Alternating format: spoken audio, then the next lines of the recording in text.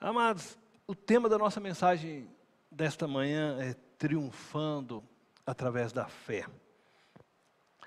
Normalmente eu não gosto de ler textos muito longos, ou quando eles são longos eu leio só parte do texto, porque às vezes a gente perde, vamos dizer assim, um grande tempo na leitura, mas hoje eu quero ler esse texto com vocês. É o texto de 2 Crônicas, no capítulo 20, eu vou ler do verso 1 ao verso 30. Eu vou ler toda esta história porque eu acho que ela é uma história bonita, a história de um homem, de um rei, que recebe uma notícia assustadora, e ele se enche de medo, e a história vai nos mostrar como esse rei age e como ele chega à vitória diante a má notícia que ele havia recebido. Por isso acho que é importante a leitura de todo este texto, para depois nós conversarmos a respeito de como vivermos, de forma a triunfarmos pela fé. Mas antes da leitura, eu quero convidar você mais uma vez a uma oração. Fechar os olhos. Deus amado e eterno, estamos agora diante da Tua palavra, e eu me coloco diante do Teu altar, me coloco diante da Tua vida, da Tua presença, juntamente com esta igreja, e lhe peço, Deus, que fale conosco, ministra as nossas vidas, diminua o eu que existe em mim, diminua tudo que possa ser do Cornélio, para que Teu Espírito venha falar, operar e agir em nosso meio. Da mesma forma, a todos que aqui estão presentes, aqueles que estão em suas casas, que o Teu Espírito possa agir também, para que a Tua palavra seja ouvida, compreendida, entendida, e dessa forma possamos ser homens e mulheres que triunfem pela fé. É o que nós desejamos, Deus. Em Teu santo nome oramos, Jesus. Amém. Irmãos, então eu quero começar essa leitura. É uma leitura longa, então peço que vocês acompanhem. Você pode acompanhar pela tela e a gente vai fazê-lo. Diz assim: depois disso, os moabitas e os amonitas, com alguns dos meunitas, entraram em guerra contra Josafá. Então informaram a Josafá: um exército enorme vem contra ti de Edom, do outro lado do Mar Morto. Já está em Hazazon-Tamar, isto é, em Gedi. Alarmado, Josafá decidiu consultar o Senhor e proclamou um jejum em todo o reino de Judá. Reuniu-se, pois, o povo vindo de todas as cidades de Judá para buscar a ajuda do Senhor. Então Josafá levantou-se na assembleia de Judá e de Jerusalém, no templo do Senhor, na frente do pátio novo, e orou: Senhor, Deus dos nossos antepassados, não és tu o Deus que está nos céus? Tu governas sobre todos os reinos do mundo, força e poder estão em tuas mãos, e ninguém pode opor-se a ti. Não és tu, nosso Deus, que expuseste os habitantes desta terra perante Israel, teu povo, e a deste para sempre aos descendentes de teu amigo Abraão? Eles a têm habitado, e nela construíram um santuário em honra do teu nome, dizendo: se alguma desgraça nos atingir, seja o castigo da espada, seja a peste, seja a fome, nós nos colocaremos em tua presença diante deste templo, pois ele leva o teu nome, e clamaremos a ti em nossa angústia, e tu nos ouvirás e nos salvarás. Mas agora, aí estão amonitas, moabitas e habitantes dos montes de Seir, cujos territórios não permitiste que Israel invadisse quando vinha do Egito. Por isso, os israelitas se desviaram deles e não os destruíram. Vê, agora como estão nos retribuindo, ao virem expulsar-nos da terra que nos deste por herança. Ó nosso Deus, não irás tu julgá-los? pois não temos força para enfrentar esse exército imenso que está nos atacando. Não sabemos o que fazer, mas os nossos olhos se voltam para ti. Todos os homens de Judá, com suas mulheres e seus filhos, até os de colo, estavam ali de pé diante do Senhor. Então o Espírito do Senhor veio sobre Jaaziel, filho de Zacarias, neto de Benaia, bisneto de Jeiel e trineto de Matanias, levita e descendente de Asaf, no meio da assembleia.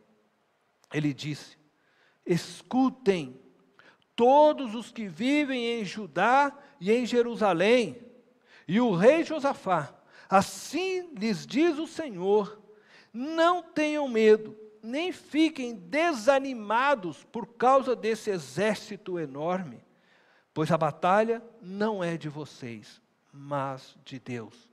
Amanhã, desçam contra eles, eles virão pela subida de Ziz, e vocês o encontrarão no fim do vale, em frente do deserto de Jeruel. Vocês não precisarão lutar nessa batalha. Tomem suas posições, permaneçam firmes e vejam o livramento que o Senhor lhes dará, ó Judá, ó Jerusalém. Não tenham medo, nem se desanimem. Saiam para enfrentá-los amanhã, e o Senhor estará com vocês. Josafá prostrou-se, rosto em terra, e todo o povo de Judá e de Jerusalém prostrou-se em adoração perante o Senhor. Então os levitas, descendentes dos coatitas e dos coreitas, levantaram-se e louvaram o Senhor, o Deus de Israel, em alta voz. De madrugada partiram para o deserto de Tecoa. Quando estavam saindo, Josafá lhes disse: escutem-me, Judá e povo de Jerusalém, tenham fé no Senhor, o seu Deus, e vocês serão sustentados. Tenham fé nos profetas dele, e vocês terão a vitória. Depois de consultar o povo, Josafá nomeou alguns homens para cantarem ao Senhor e o louvarem pelo esplendor de sua santidade, indo à frente do exército, cantando: deem graças ao Senhor, pois o seu amor dura para sempre. Quando começaram a cantar e a entoar louvores, o Senhor preparou emboscadas contra os homens de Amon, de Moabe e dos montes de Seir, que estavam invadindo Judá, e eles foram derrotados. Os amonitas e os moabitas atacaram os do monte de Seir para destruí-los e aniquilá-los. Depois de massacrarem os homens de Seir, destruíram-se uns aos outros. Quando os homens de Judá foram para o lugar de onde se avista o deserto e olharam para o imenso exército, viram somente cadáveres no chão. Ninguém havia escapado. Então, Josafá e os seus soldados foram saquear os cadáveres e encontraram entre eles grande quantidade de equipamentos e roupas, e também objetos de valor.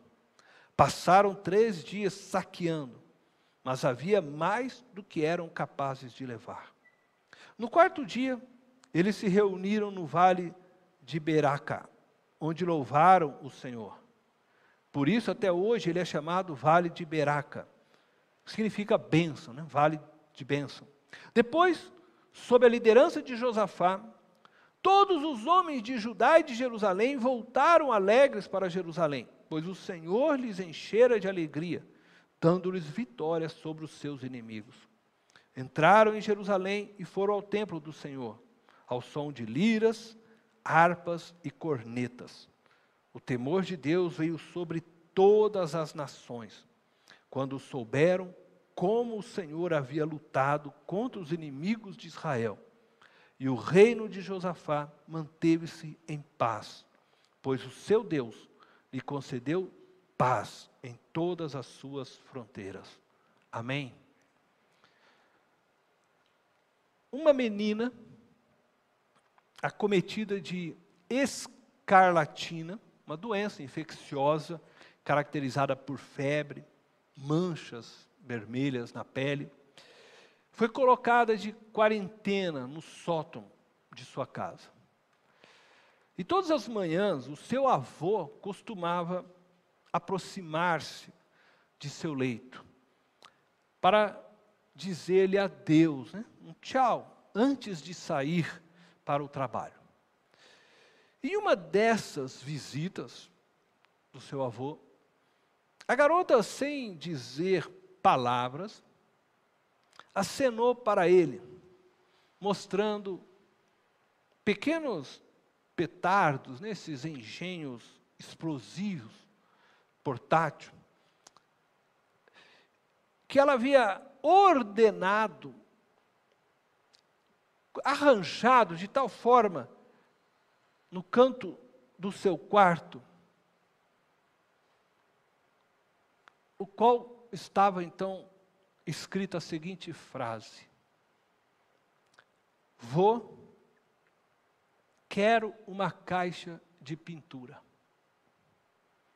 O avô olhou com atenção o pedido da neta, escrito através daqueles petardos, mas não lhe prometeu nada. Saiu, foi para o seu trabalho. Ao regressar à noite, dirigiu-se para o quarto de sua neta, empurrou a porta e se deteve por uns instantes, estupefato, olhando o que a neta agora havia escrito com os petardos. A menina, mesmo sem saber se o avô lhe atenderia aquela solicitação, ela havia arrumado novamente os petardos, formando agora os seguintes dizeres: Vô, obrigado pela caixa. Isto é fé. É assim que descreve o autor de Hebreus: fé é a certeza das coisas que se esperam, a convicção de fatos que não se veem. A menina agradeceu por algo que ela creu que o vô traria, antes mesmo de ver o vô trazer, antes de saber se viria, mas ela creu naquilo. Josafá, ele era o rei de Judá. Nessa passagem, o seu reino estava sendo atacado pelos moabitas, amonitas, como nós lemos. Os moabitas e os amonitas são descendentes dos filhos de Ló, filhos que foram gerados de uma relação com suas próprias filhas. Diz o texto que lemos que uma grande multidão, um grande exército, numeroso, vinha contra Judá. O que levou Josafá a ter medo. Como poderia Josafá vencer o seu medo e vencer este grande exército que vinha contra ele, contra o seu povo, contra o seu exército? Como ele poderia triunfar? Nós lemos no texto que ele triunfou, que ele venceu sobre seus inimigos, simplesmente exercitando sua fé. Nós lemos que eles sequer precisaram pegar em armas. Então nós vamos buscar aprender através da experiência de Josafá como nós podemos também vencer o medo, vencer os inimigos que desafiam nossa fé. Então nós vamos ver, a partir dessa história, quais os passos, se assim podemos definir, que nós devemos dar para triunfarmos através da fé.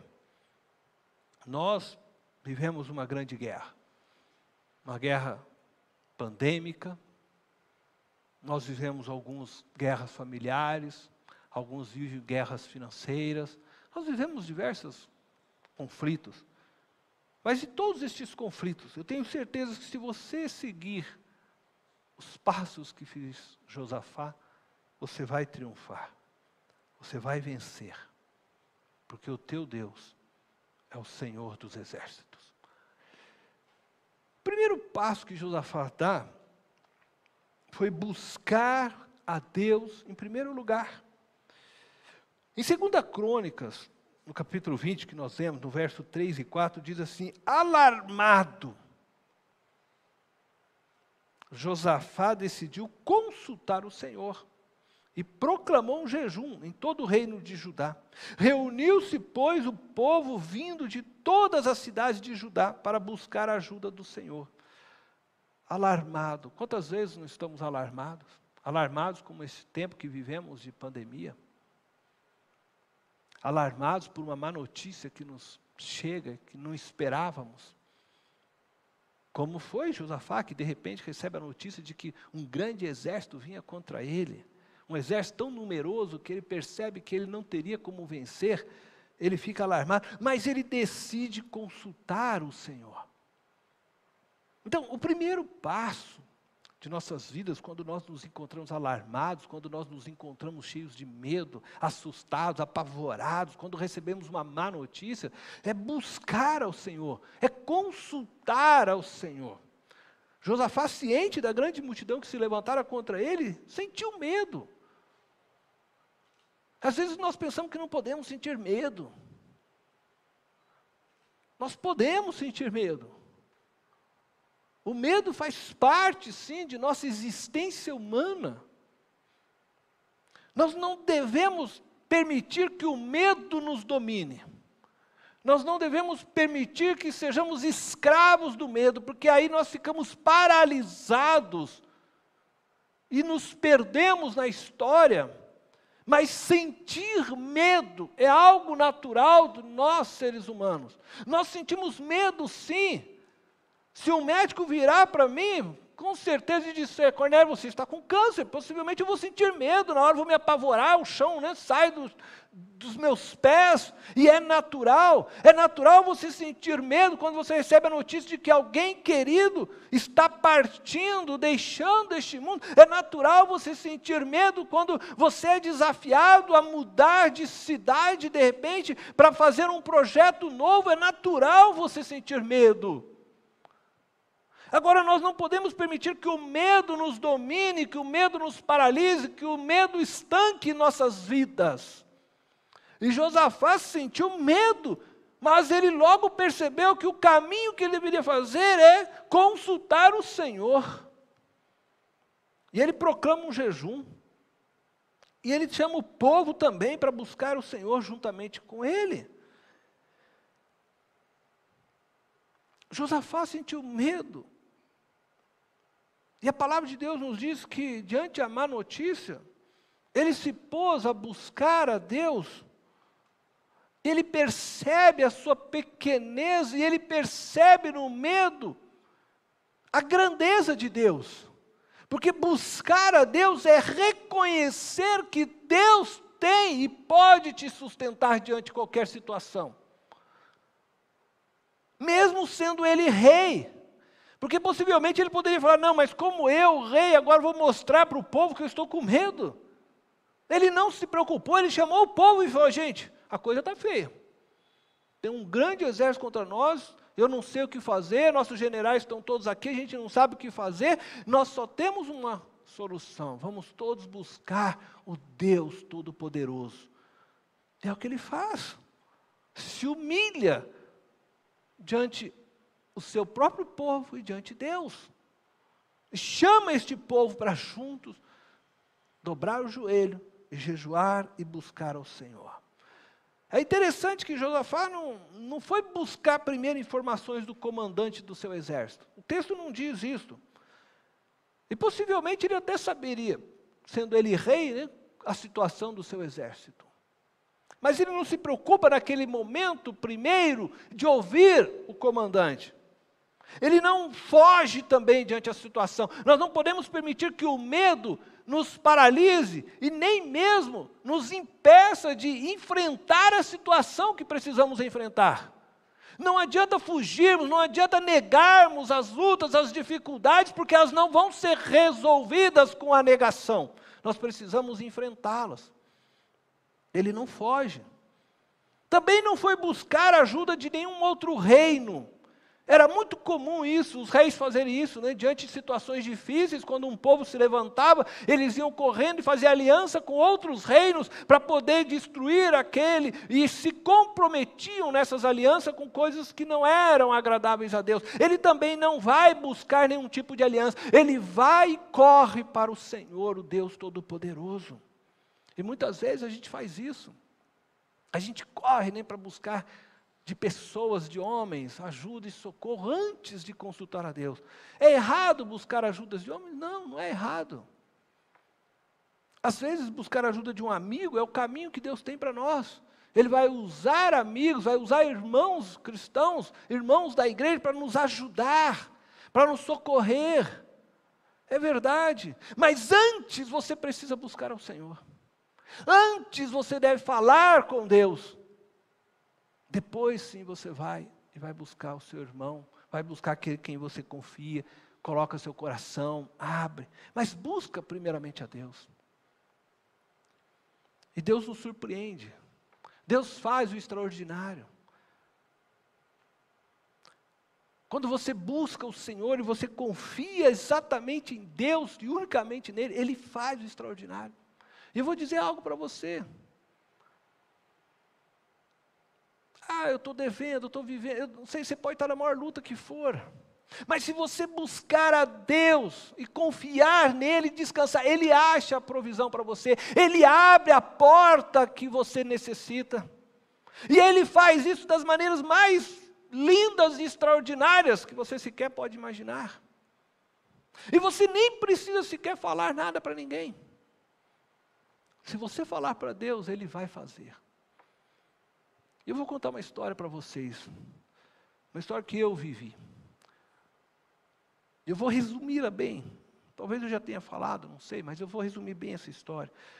De muitas coisas que Deus já fez, e eu já experimentei de Deus, essa eu acho que é a que mais marca a minha vida, de tal forma que eu transformei essa história e essa passagem da minha vida num marco. Porque sempre que eu estou numa situação difícil, eu lembro o que Deus fez, eu lembro quem Deus é para mim, e eu continuo prosseguindo, porque eu confio nesse Deus. Mas quando eu ainda era jovem, eu não sabia direito o que Deus queria para mim. Eu já tinha começado um curso de educação física, eu fiz um ano da faculdade na UEL, onde meu filho hoje está fazendo educação física, eu fiz um ano, e eu larguei o curso.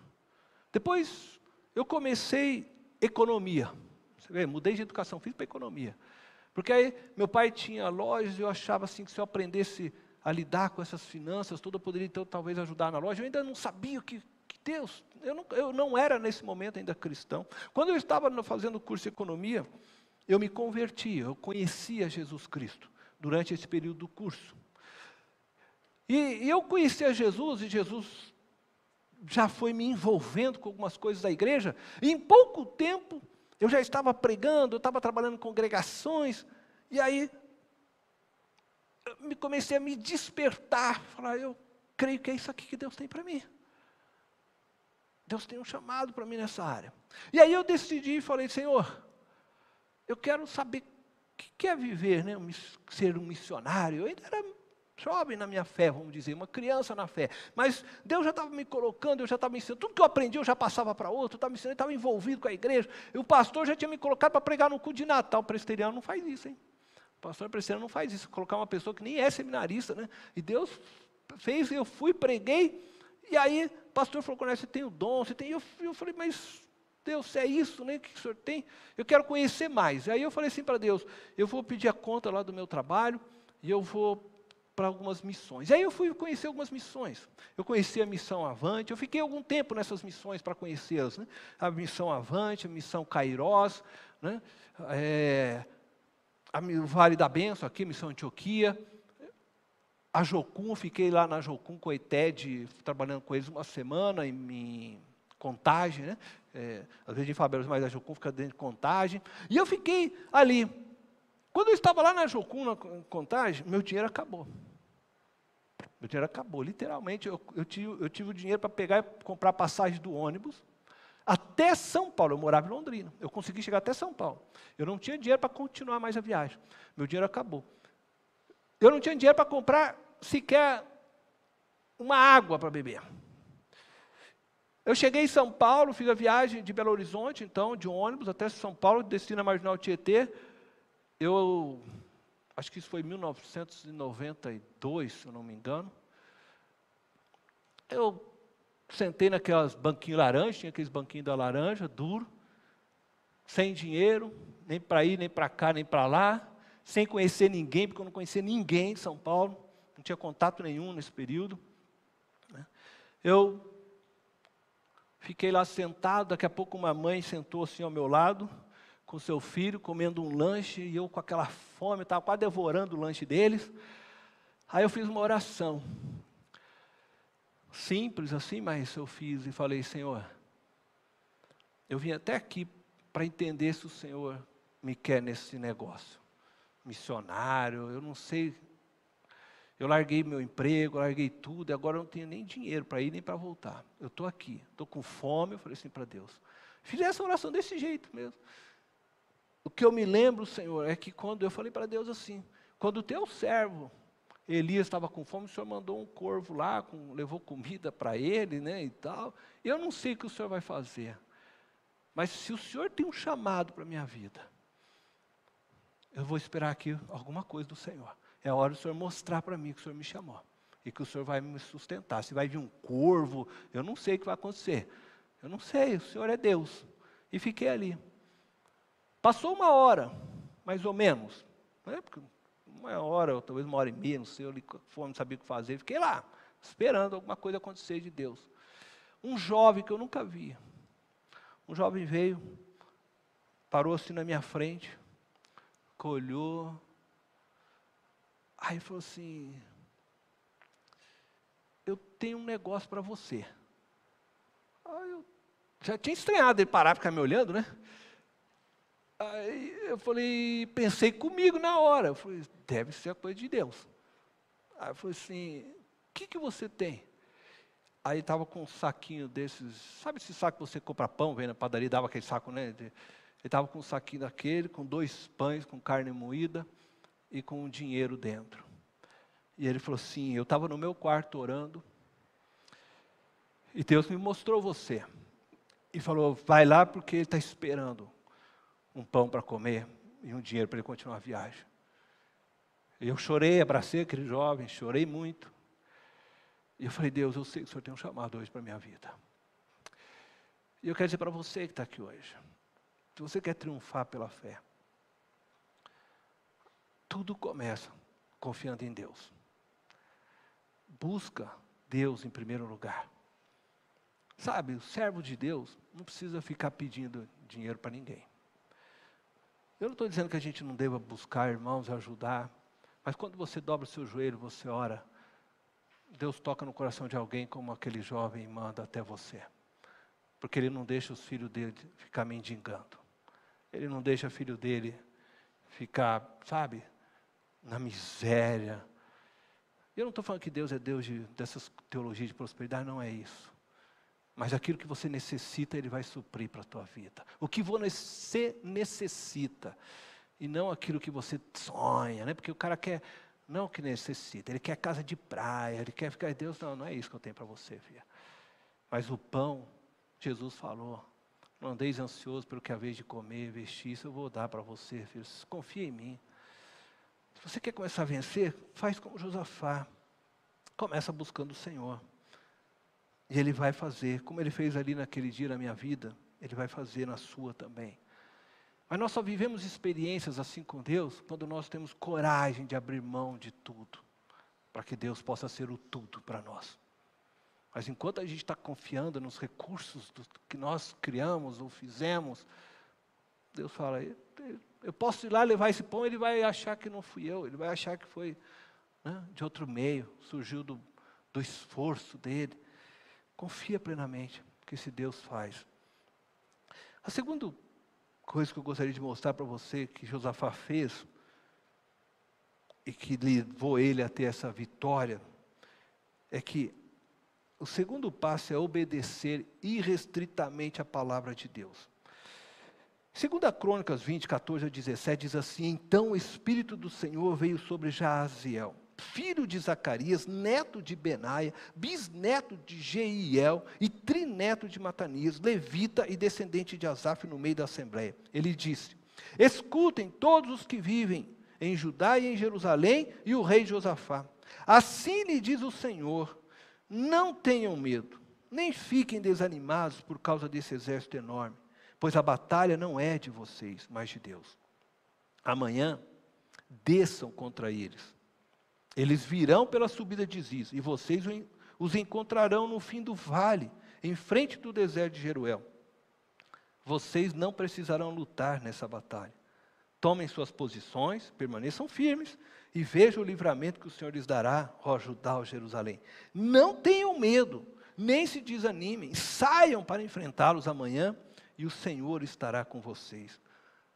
Eu não sei se você consegue perceber o que está por trás dessas palavras. Mas veja só, eles estão indo para uma guerra. Uma guerra. O exército que estava vindo contra é numeroso, uma multidão, eles estavam com medo. E a palavra de Deus para eles é exatamente de conforto. Não tenha medo. Mas, veja só, Deus manda eles descer. Vocês não tenham medo, desçam lá contra eles.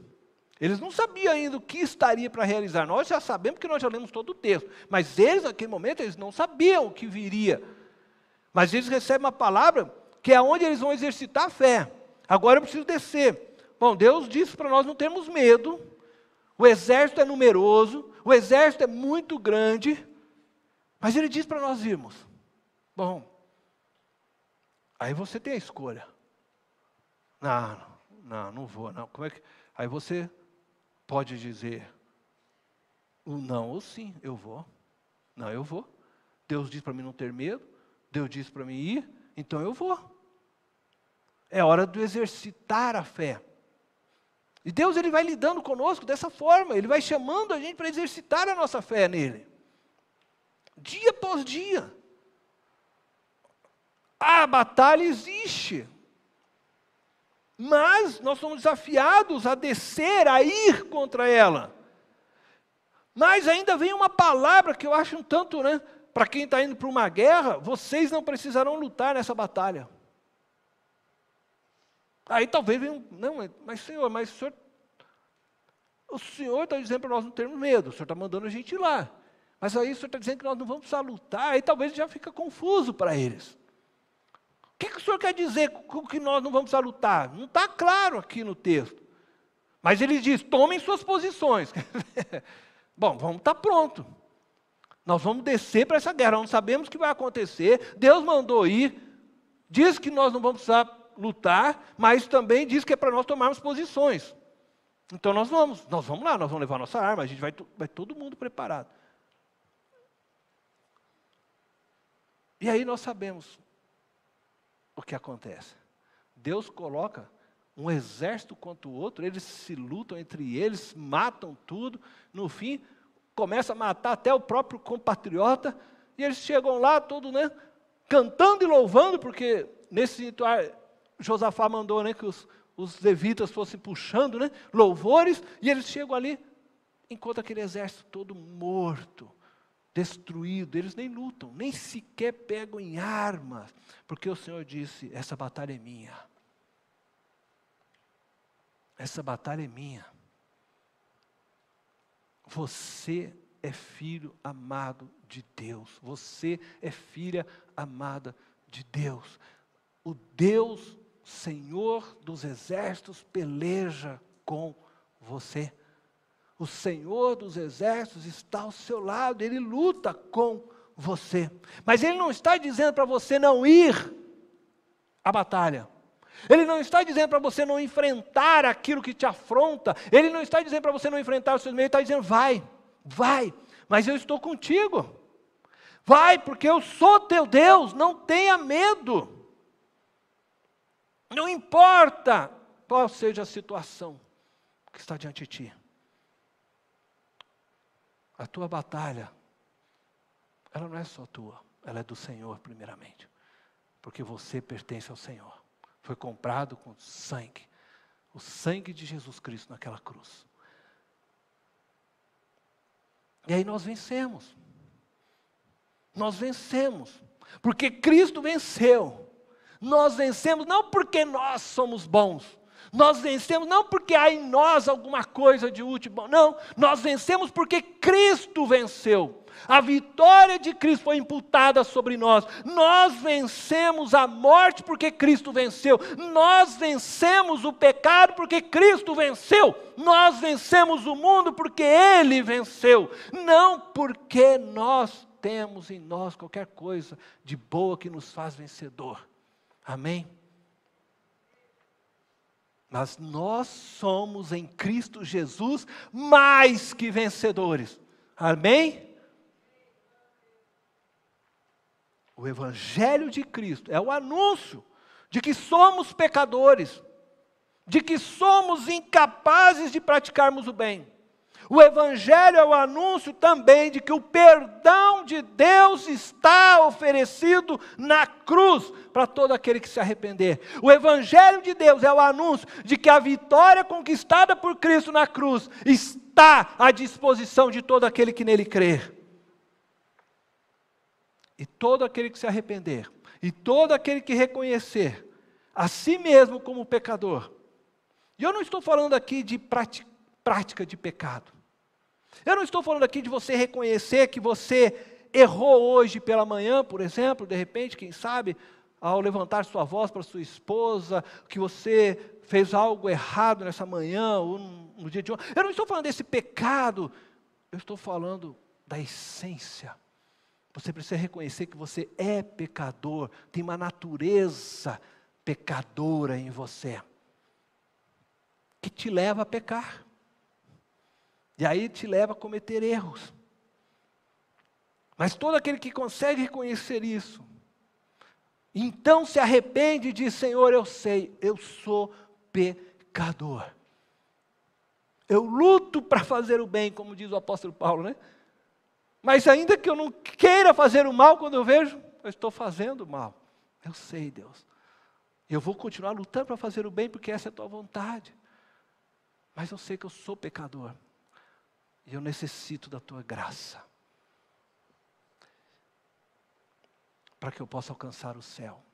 E eu sei que o que o Senhor fez naquela cruz por mim, pagou o preço dos meus pecados. E o teu sangue foi derramado, fazendo justiça por mim, me fazendo agora sim, por meio do seu sangue, santo. E é por isso que eu posso com ousadia entrar no santo dos santos. Porque o Senhor derramou teu sangue, me fez santo, rasgou o véu, me colocou na presença do Pai. E eu posso agora dizer: Abba, Pai. É assim que você vai vencer. Quando você entender que a palavra de Cristo, ela precisa ser obedecida irrestritamente na sua vida. Que tudo que Deus ensina aqui é para você alcançar essa salvação. E que você precisa seguir o que está aqui neste livro. Passo a passo. Fielmente. Dessa forma, a graça de Deus vai ser abundante, superabundante em sua vida. Nem sempre, irmãos, compreendemos os caminhos de Deus. Como eu disse, Josafá talvez, mas como? O senhor quer que eu vou para a guerra, mas o senhor está dizendo que eu não vou pelejar, mas eu preciso ir, e ele não sabia o que ia acontecer, nem sempre. Abraão, Deus disse: Abraão, vai para uma terra que eu vou te mostrar. Talvez Abraão pudesse ter dito: Senhor, eu vou esperar o Senhor me mostrar. Ou eu vou para um lugar que o Senhor nem me mostrou? Não, ele já pegou e fez o quê? Desmontou tudo a tenda. Falou: gente, o negócio é o seguinte, Deus vai mostrar. Então, vamos desmontar a tenda, estamos prontos. Na hora que ele mostrar, nós já estamos prontos. E quando ele vai fazendo isso, ele desmonta a sua tenda, ele se prepara para ir. Deus fala para ele para onde ele deveria ir. Quando ele vai dar o passo, Deus fala: então você vai para cá. Porque ele teve a fé E ele agiu através da fé ao mostrar. Não, Deus, o Senhor está dizendo que vai me mostrar, eu já vou me preparar, porque estou pronto para o Senhor mostrar. Nem sempre, querido, você vai entender os planos e os projetos de Deus, porque os caminhos de Deus são maiores do que os nossos, os pensamentos de Deus são maiores do que os nossos. Mas se submeta à palavra dEle, se submeta aos ensinos dEle. E na medida que você vai se submetendo a tudo que Ele diz aqui, você vai obedecendo como pai, como marido, como esposa, filho, tudo que ensina, você vai buscando viver, Ele vai endireitando os seus caminhos. Ele vai endireitando. Obedeça como Jesus obedeceu. Filipenses, capítulo 2, versos 5 ao 9, diz assim: seja a atitude de vocês a mesma de Cristo Jesus, que embora sendo Deus, não considerou que o ser igual a Deus era algo a que devia apegar-se, mas esvaziou-se a si mesmo, vindo a ser servo, tornando-se semelhante aos homens, e sendo encontrado em forma humana, humilhou-se a si mesmo, e foi obediente até a morte, e morte de cruz. Por isso, Deus o exaltou à mais alta posição e lhe deu um nome que está acima de todo o nome. Se você permanecer fiel a Deus, se sujeitando à sua palavra e à sua vontade, você também será exaltado no dia do Senhor. O primeiro passo, então, para triunfarmos pela fé é buscarmos a Deus em primeiro lugar. O segundo passo é obedecermos irrestritamente a sua palavra. E o terceiro passo é você louvá-lo antes mesmo de ver a vitória. Isso é você aplicar a sua fé. É interessante, né, que 2 Crônicas 20, 22 diz: quando começaram a cantar e a entoar louvores, o Senhor preparou emboscada. Quando começaram, o Senhor preparou emboscada contra os homens de Amon, de Moabe e dos montes de Seir, que estavam invadindo Judá, e eles foram derrotados. E quando eu falo aqui de louvar a Deus, eu não estou falando necessariamente de cantar a Deus. No texto aqui está vinculada a ideia do cantar. Eles foram cantando, mas também o texto nos diz que eles cantaram e louvaram, né? Então, duas coisas estavam acontecendo, né? Possivelmente entoando gritos, né? Ou expressões de adoração também a Deus durante a música.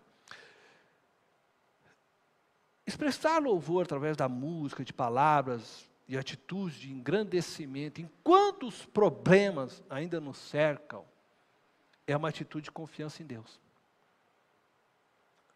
Eles ainda não tinham a vitória, por isso que eu dei a ênfase para vocês. Quando começaram a cantar, diz lá, preparou Deus emboscadas, né? Você demonstra sua confiança em Deus quando você demonstra que você crê no que Ele diz, crê nas suas promessas, crê na sua bondade, crê na sua justiça, antes mesmo de você experimentá-la. Somente quem crê na fidelidade de Deus é capaz de agradecer a bênção, antes mesmo de vê-la concretizada. Como aquela menina que nós citamos no início do nosso texto. Isso é fé. Que você hoje possa escrever a Jesus. Como fez aquela menina que, com aqueles petardos de guerra, escreveu ao seu avô: vô, obrigado pela caixa. Que você possa escrever a Jesus hoje, de alguma forma, mostrando sua confiança, sua fé nele. Jesus, obrigado pela vida eterna. Feche os teus olhos. Deus amado e eterno, nós queremos te louvar nesta manhã, por tua bondade, por tua fidelidade, por teu amor. Sabemos, Jesus, que diante das muitas lutas que nos cercam, diante das grandes dificuldades, o medo que muitas vezes invade o nosso ser, tu és a resposta para tudo isso. Tu és o nosso Deus, o nosso Senhor e Salvador. Em Ti confiamos, Senhor. Em Ti buscamos em primeiro lugar. Que o Senhor nos conduza a triunfos, a vitórias tão maravilhosas como experimentou Josafá. É o que nós te pedimos nesta manhã. Em Teu santo nome, Jesus. E que a graça do nosso Senhor Jesus, que o amor de nosso Deus e Pai, a consolação do Espírito Santo, seja sobre todos, hoje e sempre. Amém.